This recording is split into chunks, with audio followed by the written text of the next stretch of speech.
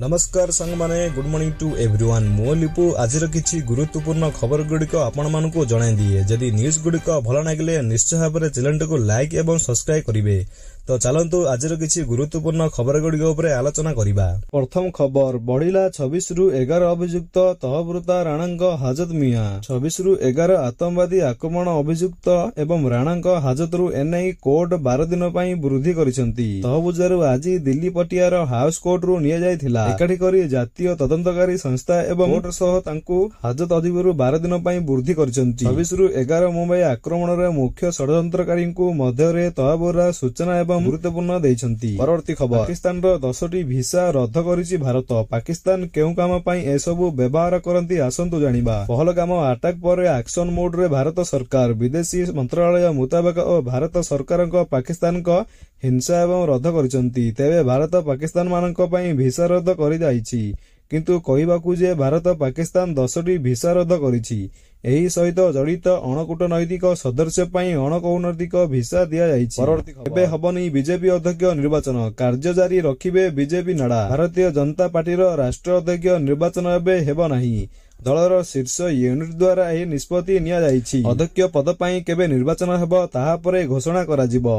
BJP मे मास एहार सर्वसर्वदा निर्वाचन करबाकू योजना करिथिला किंतु एबे एहाकू स्थगित करा जाइछि। परवर्ती खबर जम्मू काश्मीर रो पहलगाम आतंकवादी आक्रमण पर भारत चुप रहिबा नाही एवं निश्चय भाबरे पाकिस्तान उपर आक्रमण करिवो।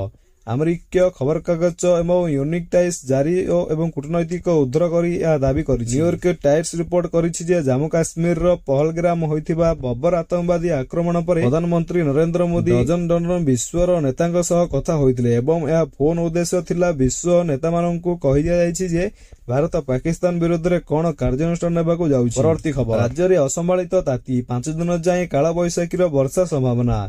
राज्य रे असंभालित जाति को नहीं जनजाति और अवस्था हेउथिबा बेले ट्रफ लाइन प्रभाव रे आउरी 5 दिन नहीं काला बैसाखी वर्षा रहिबो। सकाळु सकाळु अहस्य गरम एवं गुळुगुळु सह अपराह्न हेबो काला बैसाखी वर्षा।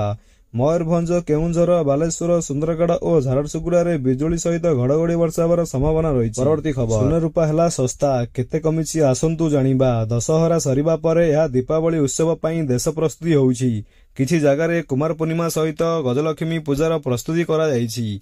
देश रे एबे सुना और रूपार दर कमिछि। सेप्टेम्बर प्रथम सप्ताह सुना दर प्रति 10 ग्राम पिछा 42,000 टंका होइथिला। दिल्ली रे एबे अलंकार और सुना रूपा बिक्री होतिबा सरफा बाजार रे शुद्ध 22 कैरेट सुनार मूल्य 430 टंका एवं सस्ता होई 10 ग्राम प्रति 39,140 टंका होइछि। परवर्ती खबर भारत को पाकिस्तान रो बड़ धमक कहिले आमे भयभीत नुहे। पहलगाम रो होइथिबा आतंकवादी आक्रमण पर पाकिस्तान एवं भारत मध्य उत्तेजना वृद्धि पाइबार लागिछि।